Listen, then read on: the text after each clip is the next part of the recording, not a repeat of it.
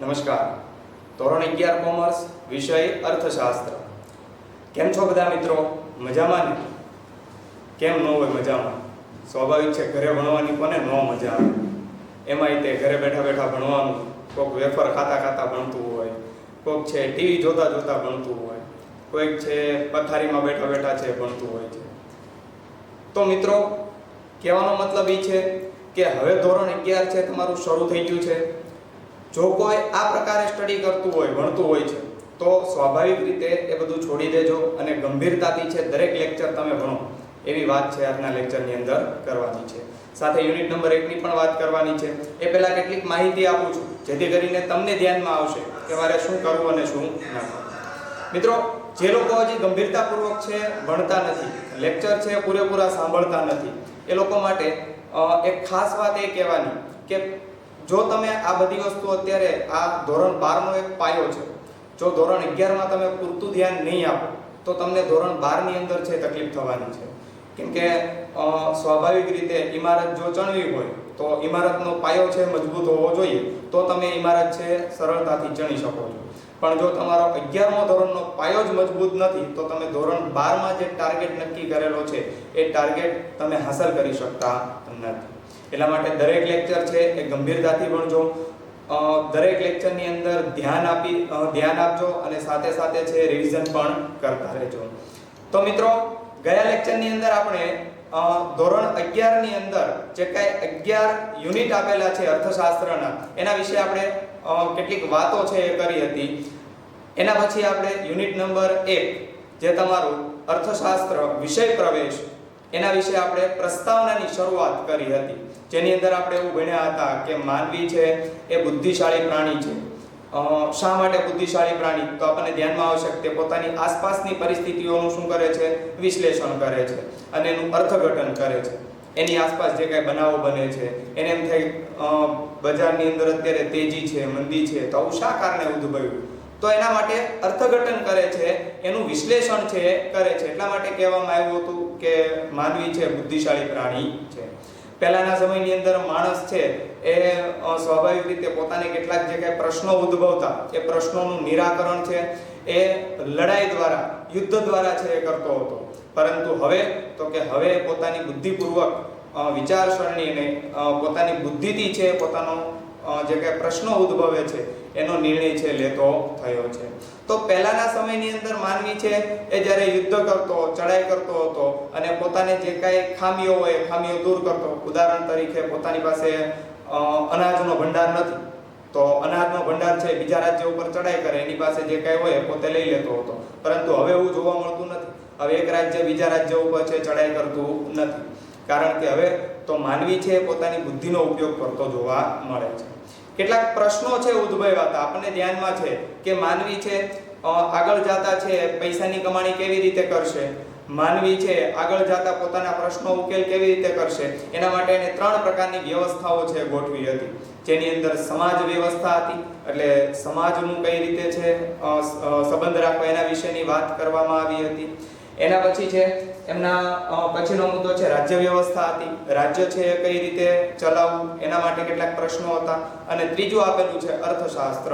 આ 3 શાસ્ત્રોની છે રચના કરી. આ રચના થયા પછી એમને પ્રશ્નો ઉદ્ભવ્યા. એ પ્રશ્નોના નિરાકરણ માટે કેટલાક શાસ્ત્રોની છે એ રચના પણ કરવામાં આવી હતી.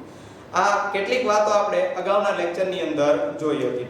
મિત્રો, આજના દિવસે આપણે અર્થશાસ્ત્ર એટલે શું, અર્થશાસ્ત્ર શબ્દનો અર્થ એ શું કહેવા માંગે છે અને સાથે સાથે ભારતીય અર્થશાસ્ત્રનું ચિંતન શું રહેલું છે, એમાં કોણે વ્યાખ્યા આપી, એના વિશે આજના દિવસે આપણે વાત કરવાના છીએ.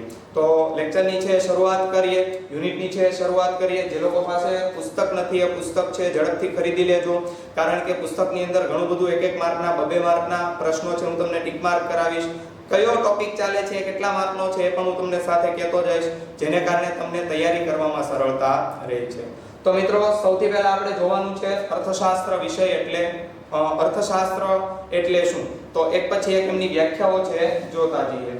સૌથી પહેલા પેજ નંબર 1 જેની અંદર આપેલું છે અર્થશાસ્ત્રનો અર્થ, અને એની અંદર છે વાક્ય આપવામાં આવેલું છે કે અર્થશાસ્ત્ર શબ્દનો અર્થ થાય છે અર્થનું શાસ્ત્ર. તો સૌથી પહેલા છે અર્થશાસ્ત્ર એટલે શું? તો આપવામાં આવ્યું છે અર્થનું શાસ્ત્ર. આવી કે વ્યાખ્યા હોય ખરી, પણ આગળ આપણે ડિટેલમાં વ્યાખ્યા છે જોવાના છીએ. પણ સૌથી પહેલા હવે આ શબ્દનો અર્થ આપણે જોઈએ છીએ. અર્થશાસ્ત્ર એટલે શું? અર્થનું શાસ્ત્ર. સંસ્કૃત શબ્દ અર્થ પરથી આ શબ્દ ઉતરી આવ્યો છે. ટિક માર્ક કરજો. આ અર્થ શબ્દ શેના પરથી ઉતરી આવેલો છે? તો કે સંસ્કૃત ભાષા પરથી. અર્થ શબ્દ ક્યાંથી ઉતરી આવ્યો છે? સંસ્કૃત ભાષાનો આ શબ્દ છે. અને એ શબ્દનો અર્થ શું આપવામાં આવેલો છે? તો કે ઉપદેશ અથવા તો કશુંક મેળવવું. આ અર્થ શબ્દનો અર્થ થાય છે ઉપદેશ અથવા તો કશુંક મેળવવું. કશુંક મેળવવું એટલે શું? કંઈક પ્રાપ્ત કરવું. ઉદાહરણ તરીકે તમે અત્યારે સ્ટડી કરો છો, તમે ધોરણ 11 ની અંદર અભ્યાસ કરો છો, એ પછી તમે ધોરણ 12 ની અંદર અભ્યાસ કરશો, પછી તમે કોલેજ ની અંદર જાશો. આ બધું શા માટે? તો તમારો એક જ ઉદ્દેશ છે કે મારે મારું ઘર સંસાર છે વ્યવસ્થિત ચલાવો. એના માટે તો કે પૈસા કમાવો. એટલે તમે શું કરો છો? આર્થિક પ્રવૃત્તિ કરો છો. તો પૈસા કમાવા માટે તમે ભણો છો ને, તો એ શું છે? કંઈક પ્રાપ્ત કરવું થયું છે. તો એની જેમ અર્થ શબ્દ છે, અર્થશાસ્ત્રનો મીનિંગ થાય છે અર્થનું શાસ્ત્ર. એમાં પણ અર્થ શબ્દનો મીનિંગ થાય છે ઉપદેશ અથવા તો કશુંક મેળવવું. અને આ અર્થ એ કઈ ભાષા પરથી ઉતરી આવ્યો છે? સંસ્કૃત ભાષા પરથી શબ્દ ઉતરી આવ્યો છે. એમના પછી આગળ જે આધુનિક આર્થિક અર્થ સાથે વધારે સુસંગત છે. આધુનિક સમયની અંદર કંઈક પ્રાપ્ત કરવા માટે દરેક વ્યક્તિ છે એ કોઈને કોઈ કામગીરી છે કરતો હોય છે. ઉદાહરણ તરીકે મેં તમને હમણાં કીધું એમ કે તમે ભણો છો, શું કામ ભણો છો? તો કે મારો પરિવાર છે સારી રીતે ચાલે, ઘર સંસાર છે સારી રીતે ચાલે, એના માટે તમે પૈસા કમાવો. તો પૈસા કમાવા માટે તમે આ પ્રવૃત્તિ કરો છો. તો હાલના સમયની અંદર, આધુનિક સમયની અંદર આ જે અર્થનો અર્થ આપેલો છે ઉપદેશ અથવા તો કશું પ્રાપ્ત કરવું, એ આધુનિક સમયમાં વધારે સુસંગત છે, એટલે વધારે સંકળાયેલું છે. માનવી કોઈ પણ પ્રકારની પ્રવૃત્તિ કરે એ શેના માટે હોય છે? તો કે કંઈક પ્રાપ્ત કરવા માટે હોય છે. અને એમાં પણ આર્થિક વળતર મેળવવા માટે હંમેશા આવી કોઈ પણ પ્રકારની પ્રવૃત્તિ કરતો હોય. ઉદાહરણ તરીકે વ્યક્તિ એક જગ્યાએથી બીજી જગ્યાએ જાય છે, તો સ્થળાંતર કર્યું એમ ગણવામાં આવે. તો એક જગ્યાએથી બીજી જગ્યાએ જવું એ સ્થળાંતર શા માટે કરતો હોય? તો કે ત્યાં મજા આવે છે એટલે? તો કે નહીં, એ પૈસા કમાવા માટે જાય છે. ત્યાં આર્થિક પ્રવૃત્તિ, પૈસા એને વધારે મળે છે એટલે વ્યક્તિ શું કરે છે? એક જગ્યાએથી બીજી જગ્યાએ જાય છે. કોઈ વ્યક્તિ છે એની નોકરીની અંદર બદલી થતી હોય અને પગાર ધોરણ છે વધારે સારું થતું હોય, તો એટલા માટે વ્યક્તિ ત્યાં જાય છે. કોઈ વ્યક્તિ છે એ શારીરિક કાર્ય, માનસિક કાર્ય કરવા માટે થાય છે, અને એ શારીરિક અને માનસિક કાર્ય કઈ મફત કરશે? તો કે નહીં, એ કંઈક પ્રાપ્ત કરવા માટે જાય છે. એટલે આધુનિક સમયની અંદર જે કાંઈ પ્રવૃત્તિઓ થાય છે એ કશુંક મેળવવા માટે થાય છે, અને કશુંક મેળવવા માટે થતી આ પ્રવૃત્તિ આધુનિક સમયની અંદર વધારે સુસંગત છે. એટલે અર્થનો અર્થ આપેલો છે શું? ઉપદેશ અથવા તો કશુંક મેળવવું. અંગ્રેજી શબ્દ ઇકોનોમિક્સ ગ્રીક શબ્દ ઓઇકોનોમસ પરથી ઉતરી આવ્યો છે. હવે અંગ્રેજી શબ્દ કયો છે? આમ તો આપણને બધાને ખબર છે કે અર્થશાસ્ત્રનું ઇંગ્લિશ નામ શું છે? ઇકોનોમિક શબ્દ છે. આ ઇકોનોમિક્સ શબ્દ કઈ ભાષા પરથી ઉતરી આવ્યો છે? તો કે ગ્રીક ભાષા પરથી. કઈ ભાષા પરથી? ગ્રીક ભાષા પરથી આ શબ્દ ઉતરી આવ્યો છે. અને ગ્રીક ભાષાનો કયો શબ્દ પરથી ઉતરી આવ્યો એમ તમને પૂછે એક માર્કની અંદર, તો શબ્દ આપેલો છે ઓઇકોનોમસ.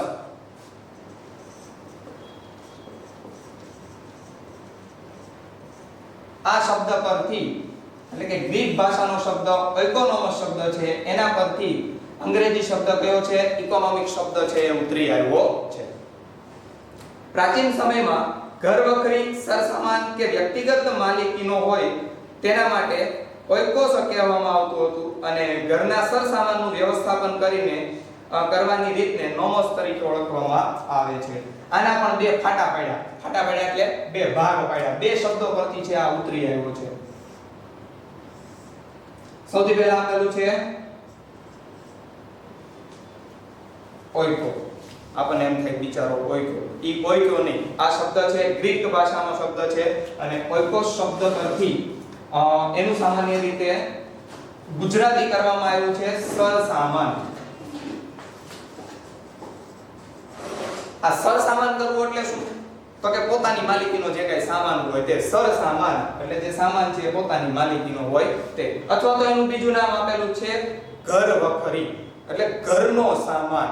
અને ત્રીજું આપવામાં આવેલું છે વ્યક્તિગત માલિકીનું હોય તે. સામાન્ય રીતે અહીંયા લખું છું ઘર વખરી અથવા તો વ્યક્તિગત માલિકીનું હોય તો એના માટે શબ્દ કયો છે? ઓઇકોસ.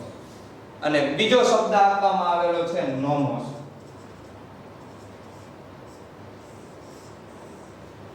આ નોમોસ નો અર્થ શું થાય છે? તો કે સરસામાનનું વ્યવસ્થાપન કરવું. પોતાની માલિકીનો જે સામાન છે બરોબર, એનું શું કરવું? એક વ્યવસ્થાપન કરવું. એટલે અહીંયા લખું છું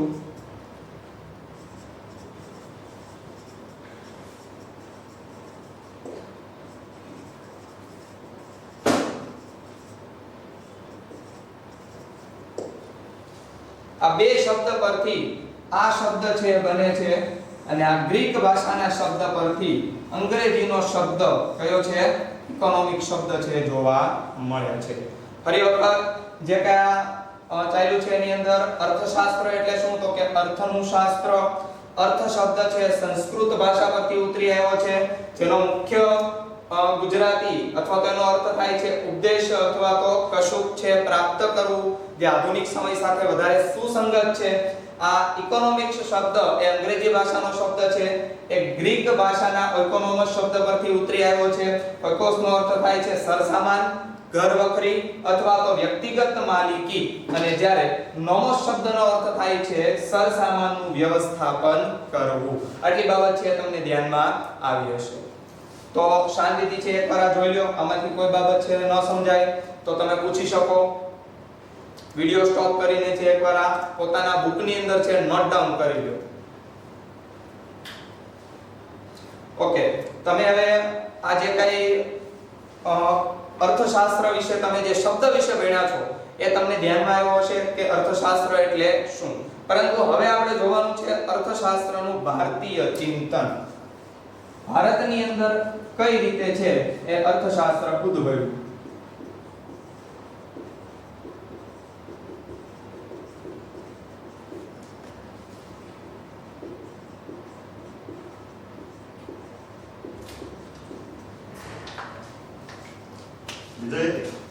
અર્થશાસ્ત્રનું ભારતીય ચિંતન, જેની અંદર સામાન્ય રીતે એક અર્થશાસ્ત્રીની વાત છે એ કરવામાં આવી છે. આપણે આમ તો ઘણા લોકો જાણતા પણ હશે, જેમ કે કૌટિલ્યના મતે અર્થશાસ્ત્ર એટલે શું તેની એક વ્યાખ્યા છે આપણે આની અંદર શીખવાના છીએ. જેમ કે એ પહેલા કેટલીક માહિતીઓ આપી છે, એ માહિતીઓ આપણે જોઈએ છીએ. ભારતમાં સભ્યતા અને સંસ્કૃતિનો ઇતિહાસ આશરે 5000 વર્ષથી પણ વધુ વર્ષ જૂનો છે. આપણને ખ્યાલ છે કે પહેલાના સમયની અંદર છે એ આપણે આમ તો રામ ભગવાનની એની ઘણી બધી વાતો કરી છે. એટલે ભારત છે ખૂબ જૂનો દેશ છે, આમ પહેલાના સમયથી ચાલતો આવ્યો છે. ભારતની અંદર ઘણી બધી સંસ્કૃતિના લોકો પણ આવી ગયા છે. એટલે ભારતનો ઇતિહાસ છે એકદમ પ્રાચીન છે અને ઘણા વર્ષોથી ચાલ્યો આવે છે. કેટલા વર્ષ જૂનો છે? તો કે 5000 વર્ષ કરતા પણ પહેલાનો ભારતીય ઇતિહાસ જોવા મળે છે. માટે ભારતીય તત્વચિંતનમાં માનવ જીવનના વિવિધ પાસાઓનો અભ્યાસ અને માર્ગદર્શન જોવા મળે છે. એટલે ભારતીય અર્થતંત્ર છે, ભારતીય અર્થશાસ્ત્ર છે, એની અંદર પણ માનવી છે એના દરેક પાસાનો છે વિચાર કરવામાં આવ્યો છે. ઉદાહરણ તરીકે માનવી નાનો હોય છે તો એને કઈ પ્રવૃત્તિઓ કરવાની હોય, માનવી છે એ મોટો થાય છે તો એને કઈ પ્રકારની પ્રવૃત્તિઓ કરવાની હોય છે, એના વિશેની વાત, કેવા પ્રકારની પ્રવૃત્તિથી એનું શું પરિણામ આવે છે, એ સમગ્રતયા બધી જ પ્રકારનો વિચાર છે એ ભારતીય અર્થતંત્રની અંદર, અર્થશાસ્ત્રની અંદર કરવામાં આવ્યો છે. ધર્મ, અર્થ, કામ અને મોક્ષ આ 4 પુરુષાર્થ છે. ટીક માર્ક કરજો. મુખ્ય પુરુષાર્થ કેટલા છે? તો કે 4. કયા કયા?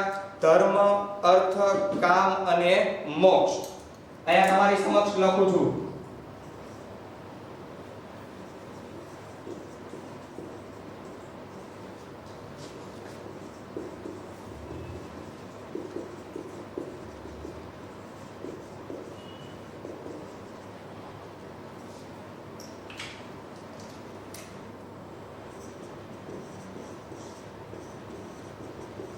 ચાર પુરુષાર્થ કયા કયા છે? ધર્મ, અર્થ, કામ અને ચોથું કયું? મોક્ષ.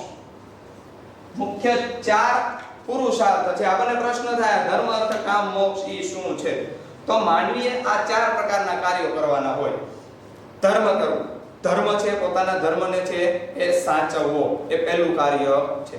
આપણને ધ્યાનમાં છે કોઈ વ્યક્તિ છે એ આમ તો જ્ઞાતિવાદ છે થવો ન જોઈએ, પણ એક ધર્મમાંથી બીજા ધર્મમાં જાય તો ઘણા લોકો છે એને અપનાવતા પણ નથી. તો ધર્મ છે પોતાનો સાચવવો એ માનવીનું પહેલું કાર્ય છે. એટલે કીધું છે કે ધર્મનું કામ કરવું જોઈએ. બીજું આપેલું છે અર્થ. અર્થ એટલે સામાન્ય રીતે અમે અહીંયા જોઈ શકો છો એનો અર્થ. અર્થનો અર્થ શું છે? ઉપદેશ અથવા તો કશું પ્રાપ્ત કરવું, કંઈક એમને મેળવવું. એ પૈસા હોય, એ પોતાની નામના હોય છે, પોતે સેવા કાર્ય કરતા હોય તો લોકોની અંદર છે એક પ્રકારની એવી ભાવના ઊભી કરવી. તો કંઈક ને કંઈક પ્રાપ્ત કરવું એ માનવીનું બીજું કાર્ય છે. એટલે શું કહેવામાં આવ્યું છે? અર્થ. ત્રીજું આપેલું છે કામ. વ્યક્તિએ છે બે પ્રકારના કાર્યો કરવાના હોય. સામાન્ય રીતે પહેલું છે માનસિક કાર્ય અને બીજું છે શારીરિક કાર્ય. બે પ્રકારના કાર્યો છે માનવી કરતો હોય છે. કોઈ વ્યક્તિ બુદ્ધિ દોડાવીને છે પૈસા કમાતો હોય, કોઈ વ્યક્તિ શારીરિક કામ કરીને પૈસા છે કમાતો હોય. એટલે કામ કરવું એ ત્રીજો એનો પુરુષાર્થ છે. અને ચોથું આપવામાં આવેલું છે મોક્ષ. ભગવાનને પ્યારા થઈ જવું એવું તો કે નહીં. આ ત્રણે ત્રણ વસ્તુ પ્રાપ્ત કર્યા પછી માનવીનું જે કલ્યાણ થાય છે એ કલ્યાણ એટલે એક પ્રકારનો મોક્ષ છે ગણવામાં આવ્યો છે. તો સામાન્ય રીતે ચાર પુરુષાર્થ છે માનવીએ કરવાના કાર્યો છે, જેની અંદર પહેલું આપેલું છે ધર્મ, બીજું છે કામ, ત્રીજું છે અર્થ અને ચોથું છે મોક્ષ. આ ચાર કાર્યો છે માનવીએ કરવાના હોય છે. માનવ જીવનના ચાર મુખ્ય ઉદ્દેશ છે, જેમાંથી અર્થ માટે કરવામાં આવતી પ્રવૃત્તિ સાથે અર્થશાસ્ત્રને લેવા દેવા છે. આપણા માટે આની અંદર સૌથી અગત્યનું શું છે? અર્થ. અર્થ જે કરવામાં આવે છે માનવી દ્વારા કરવામાં આવતું અર્થ એ અર્થશાસ્ત્રને એની સાથે સંબંધ છે, બીજા કોઈ સાથે સંબંધ છે નહીં. આની હારે નથી, આની હારે કઈ સંબંધ નથી, નાની હારે કઈ સંબંધ નથી. આપણે આપણા ભાઈબંધ દોસ્તાર હારે કેવા સંબંધ રાખતા હોઈએ, એની જેમ અર્થશાસ્ત્રનો મિત્ર કોણ છે? તો કે અર્થ. એની સાથે અર્થશાસ્ત્રને છે એ સંબંધ છે. કશુંક મેળવવાની અપેક્ષા સાથે થતી પ્રવૃત્તિ એ અર્થપૂર્ણ પ્રવૃત્તિ છે. કંઈક ને કંઈક માનવી છે મેળવતો હોય તો એના માટે જે પ્રવૃત્તિ થાય એ જ હંમેશા અર્થપૂર્ણ પ્રવૃત્તિ છે, સાર્થક પ્રવૃત્તિ છે. જો કંઈક મેળવવાનું નથી અને તમે એ પ્રવૃત્તિ કરતા હો તો એ નિરર્થક નીવડે છે, તમારા માટે કોઈ ઉપયોગી છે નહીં. એટલે કંઈક મેળવવા માટે તમે જે પ્રવૃત્તિ કરતા હો છો એ જ હંમેશા અર્થપૂર્ણ બને છે, નહીંતર અર્થપૂર્ણ બનતું નથી. ઉદાહરણ તરીકે તમે અત્યારે કોમર્સ ભણો છો અને ધારો કે તમારે છે એ કોઈ અન્ય જગ્યા ઉપર એટલે કે ઉદ્યોગની સ્થાપના કરવી હોય, ઉદ્યોગોની અંદર કામ કરવું હોય, એકાઉન્ટ કરવું હશે, કોકને એકાઉન્ટન્ટ બનવું હશે, બરોબર, કોકને સીએ બનવું હશે, કોકને સીએસ બનવું હશે, કોકને છે ગવર્નમેન્ટ એક્ઝામની તૈયારી કરવી હશે. આ બધા પોતપોતાના જે કાંઈ હેતુઓ છે નક્કી કર્યા હશે. મારે આ ક્ષેત્રની અંદર આગળ વધવું છે એટલે મેં આ વિષય છે પસંદ કર્યો. તો એ તમારો હેતુ છે અને એ હેતુ સિદ્ધ કરવા માટે શું કહેવામાં આવ્યું છે? અર્થશાસ્ત્ર છે એને સંબંધ જોવા મળે છે. એટલે કહ્યું છે કે કશુંક મેળવવા માટે જે કાંઈ અપેક્ષા સાથે જે કાંઈ પ્રવૃત્તિ કરવામાં આવે છે એ પ્રવૃત્તિ કેવી છે? અર્થપૂર્ણ પ્રવૃત્તિ છે. જીવન નિર્વાહ અને ભૌતિક સુખની પ્રાપ્તિ માટે અર્થોપાર્જન કરવું, ટિક માર્ક કરીએ. અર્થોપાર્જન કરવું એટલે શું?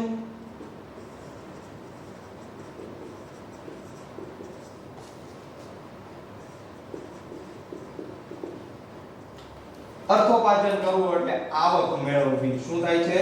આવક મેળવવી. અર્થ અને ઉપાર્જનની પ્રવૃત્તિ એટલે એને કહેવામાં આવ્યું છે આવક મેળવવાની પ્રવૃત્તિ.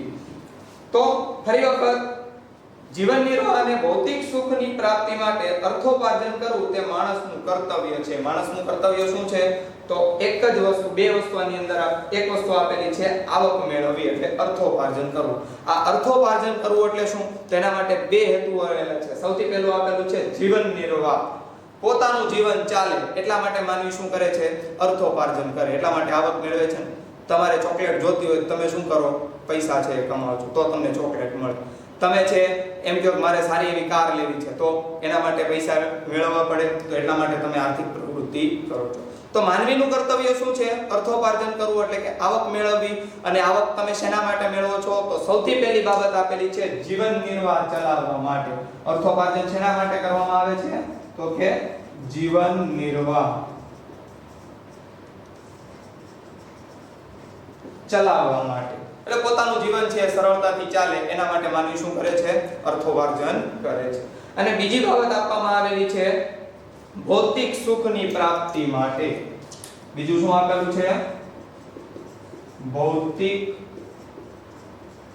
સુખની પ્રાપ્તિ માટે. ભૌતિક સુખ એટલે શું? તો ભૌતિક ચીજવસ્તુઓનું સુખ. ઉદાહરણ તરીકે તમે કઈ ગાડી લ્યો છો, તમે ઘર છે બનાવો છો, તમને એમ થાય કે ભાઈ મારે સરળતાથી દુનિયા વિશે જાણવું હોય, તમે કોમ્પ્યુટર મોબાઈલ છે લ્યો છો, એની અંદર તમે ઇન્ટરનેટ કરાવો છો. આ બધી વસ્તુ શું છે? એક પ્રકારની ભૌતિક સંપત્તિ છે. તમે તમારું જીવન છે સુખમય બનાવવા માટે ભૌતિક સંપત્તિ છે પ્રાપ્ત કરો છો, તો મુખ્ય બે હેતુઓને કારણે જીવન નિર્વાહ અર્થોપાર્જન છે કરવું પડે છે. અર્થોપાર્જન કરવાના મુખ્ય બે હેતુઓ, પહેલું જીવન નિર્વાહ ચલાવવા માટે અને બીજું આપવામાં આવ્યું છે ભૌતિક સુખની પ્રાપ્તિ માટે. આ બે માટે તમે શું કરો છો? અર્થોપાર્જન કરો છો. હવે ટીક માર્ક કરજો મિત્રો. અગત્યનો ટોપિક છે શરૂ થાય છે. આશરે 2500 વર્ષ પહેલા અર્થશાસ્ત્ર નામના પોતાના પુસ્તકમાં કૌટિલ્ય, કે જેમનું બીજું નામ ચાણક્ય છે, 3 સવાલના જવાબ છે આની અંદરથી નીકળે છે. સૌથી પહેલા કૌટિલ્યનું બીજું નામ શું છે? તો કે ચાણક્ય છે. એટલે અહીંયા આપણે લખતા જઈએ કૌટિલ્ય. એને શું કહેવામાં આવતું હતું? એનું બીજું નામ શું છે? ચાણક્ય. આ ચાણક્યએ કયું પુસ્તક લખ્યું હતું? તો એની અંદર આપેલું છે અર્થશાસ્ત્ર. કયું પુસ્તક લખેલું છે? અર્થશાસ્ત્ર. કેટલા સમય પહેલા લખેલું હતું? 2500 વર્ષ પહેલા, એટલે કે 2500 વર્ષ પહેલા આશરે અર્થશાસ્ત્ર નામનું પુસ્તક છે લખવામાં આવેલું છે. અર્થશાસ્ત્ર નામનું પુસ્તક કોણે લખ્યું? તો કે ચાણક્ય, અથવા તો એનું બીજું નામ શું છે? કૌટિલ્યએ લખેલું છે. તેમણે માનવીની આર્થિક પ્રવૃત્તિ માટેનું ચિંતન રજૂ કર્યું છે. એમણે શું રજૂ કરેલું છે? તો કે માનવી આર્થિક પ્રવૃત્તિ કેવી રીતે કરશે, તો એના માટેનું ચિંતન રજૂ કરતું પુસ્તક એટલે કયું છે? અર્થશાસ્ત્ર નામનું પુસ્તક. આ ચાણક્ય છે, એમણે માનવી જે આર્થિક પ્રવૃત્તિ કરે છે એના માટે ચિંતન છે, એના માટે છે વિચારણાઓ કરેલી છે. આ સંદર્ભમાં કૌટિલ્યના મતે, હવે ટીક માર્ક કરજો, વ્યાખ્યા શરૂ થાય છે અર્થશાસ્ત્ર એટલે શું? કૌટિલ્યના મતે અર્થશાસ્ત્રની વ્યાખ્યા જણાવો. તો તમને 1 માર્કની અંદર એ પૂછાય છે, ટીક માર્ક કરજો. મનુષ્યની વૃત્તિ અર્થ છે, મનુષ્યના વસવાટવાળી ભૂમિ અર્થ છે, તેવી પૃથ્વીના લાભ પાલનના ઉપાયો દર્શાવતું શાસ્ત્ર એટલે અર્થશાસ્ત્ર. મુખ્ય 3 બાબતો આની અંદર કહેવામાં આવી છે. સૌથી પહેલી બાબત શું આપેલી છે? મનુષ્યની વૃત્તિ અર્થ છે. સૌથી પહેલી બાબત આપેલી છે મનુષ્યની વૃત્તિ અર્થ છે. બીજી બાબત આપવામાં આવી છે મનુષ્યની વસવાટવાળી ભૂમિ અર્થ છે. પહેલા બે શબ્દોના અર્થ સમજીએ, પછી ત્રીજા વાક્ય ઉપર આપણે જઈએ છીએ. સૌથી પહેલા જોઈએ છે મનુષ્યની વૃત્તિ અર્થ છે. મિત્રો તમે જાણો છો અર્થનો અર્થ શું થાય છે? ઉપદેશ. શું થાય છે? ઉપદેશ. જે આપણે શરૂઆતની અંદર જોયો હતો. સંસ્કૃત ભાષા પરથી અર્થ શબ્દ ઉતરી આવ્યો અને કશું પ્રાપ્ત કરવું અથવા તો ઉપદેશ છે એ અર્થ કરવામાં આવે છે.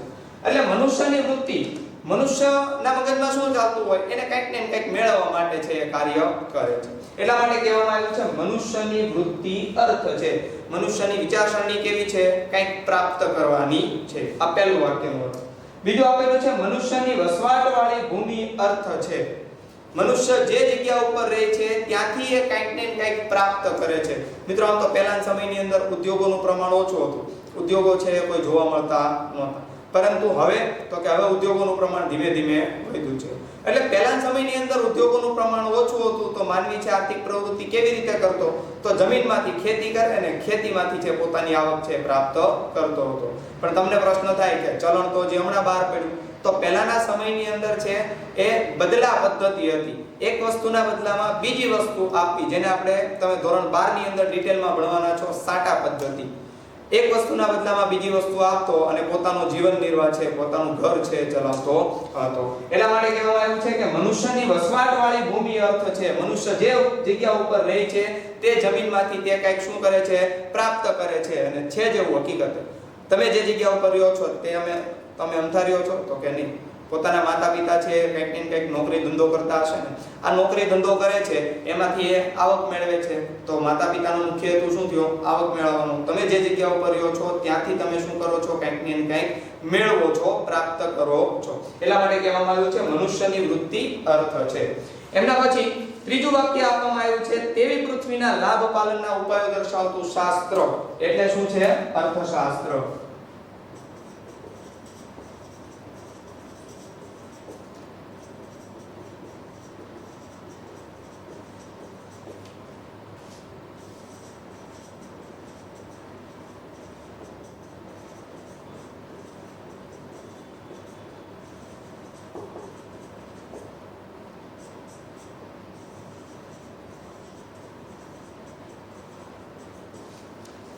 તો ત્રીજું વાક્ય છે તેવી પૃથ્વીના લાભ પાલનના ઉપાયો દર્શાવતું શાસ્ત્ર. એટલે શું કહેવામાં આવ્યું છે? અર્થશાસ્ત્ર. એટલે પૃથ્વી ઉપર જે કાંઈ રહે છે તેના લાભ પાલનના ઉપાયો દર્શાવતું, એમને જે કાંઈ પ્રશ્ન ઉદ્ભવે છે એ પ્રશ્નને છે એનું નિરાકરણ દર્શાવતું શાસ્ત્ર એટલે શું છે? અર્થશાસ્ત્ર છે. મેં તમને પહેલા પણ વાત કરી હતી કે માનવીએ છે 3 વ્યવસ્થાઓ છે ઊભી કરેલી છે. સમાજ વ્યવસ્થા છે, રાજ્ય વ્યવસ્થા છે અને અર્થવ્યવસ્થાઓ છે. આ 3 પ્રકારની વ્યવસ્થામાંથી ઘણા બધા પ્રશ્નો ઉદ્ભવે છે અને એના માટે અલગ અલગ શાસ્ત્રોની રચના કરી છે. અને એ શાસ્ત્રોની રચનામાં આપણે ભણવાનું છે અર્થશાસ્ત્ર. તો માનવી જે કાંઈ પ્રાપ્ત કરવા માંગે છે તો તે વસવાટવાળી ભૂમિ કેવી છે એ અર્થ છે, મનુષ્યની વૃત્તિ કેવી છે એ અર્થ છે, અને તેવી પૃથ્વીના લાભ પાલનના ઉપાયો દર્શાવતું શાસ્ત્ર. એમને જે કાંઈ પ્રશ્ન ઉદ્ભવે છે તેના ઉપાયો દર્શાવતું શાસ્ત્ર એટલે શું આપેલું છે? અર્થશાસ્ત્ર આપેલું છે. આ વ્યાખ્યા કોણે આપી? તો કે કૌટિલ્ય, જેનું બીજું નામ શું છે?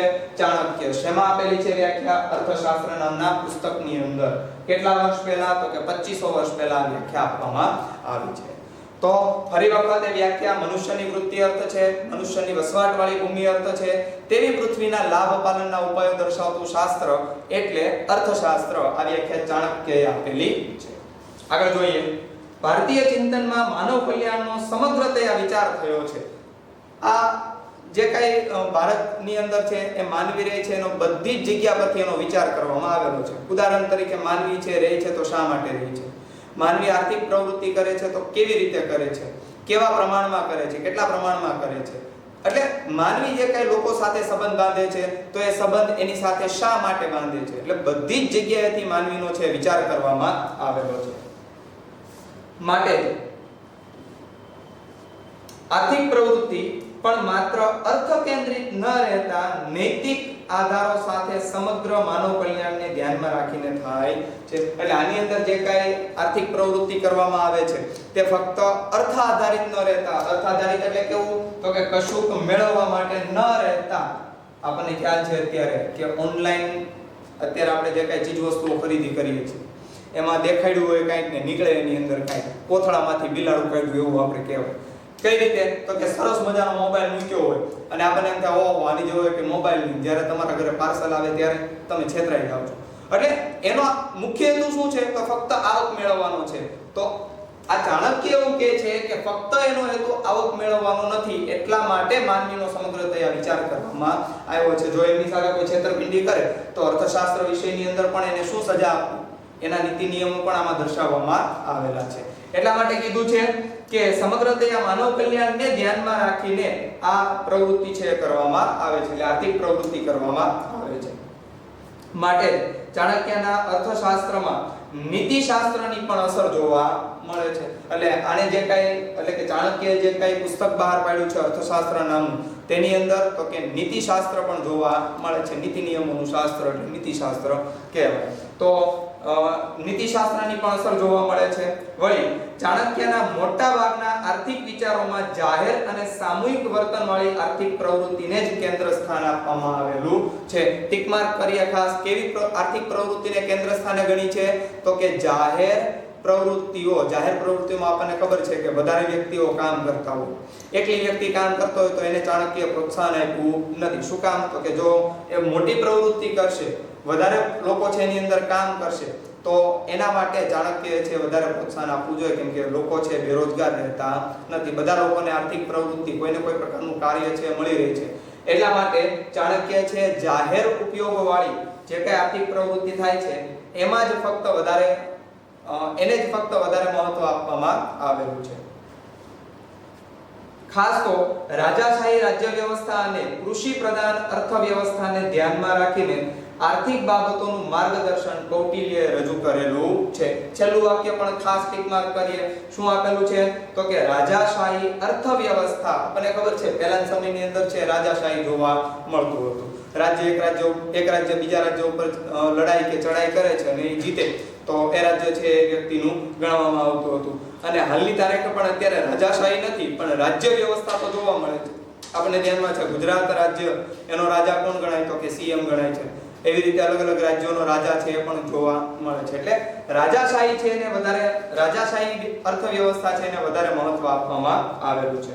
અને બીજું આપેલું છે કૃષિ પ્રધાન અર્થવ્યવસ્થાને ધ્યાનમાં રાખીને.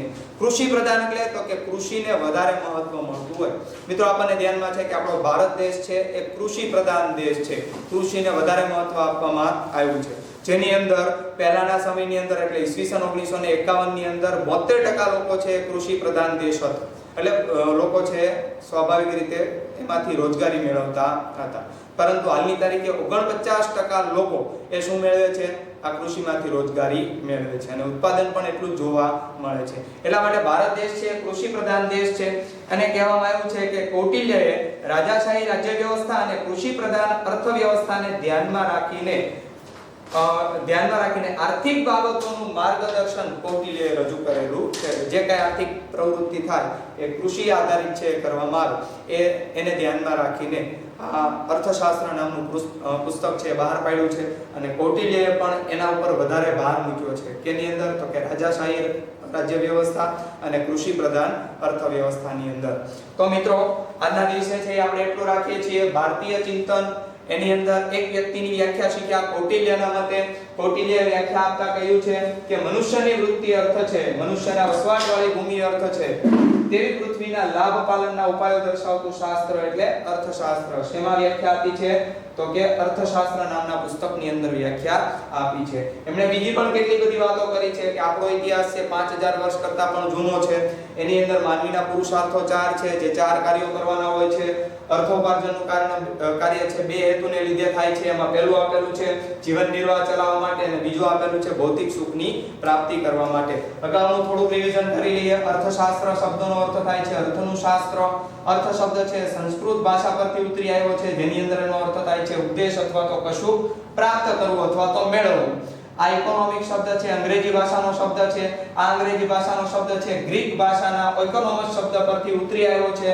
ઓઇકોસ અને નોમોસ એમ 2 શબ્દ પરથી આ ઇકોનોમસ શબ્દ બનેલો છે. જેમાં ઓઇકોસ નો અર્થ થાય છે સરસામાન, ઘર વખરી અથવા તો વ્યક્તિગત માલિકીનું હોય તે, અને નોમોસ નો અર્થ થાય છે સરસામાનનું વ્યવસ્થાપન કરવું. તો આજના દિવસે મિત્રો આટલું છે. જે ચાલ્યું છે એ પાકું કરી નાખજો.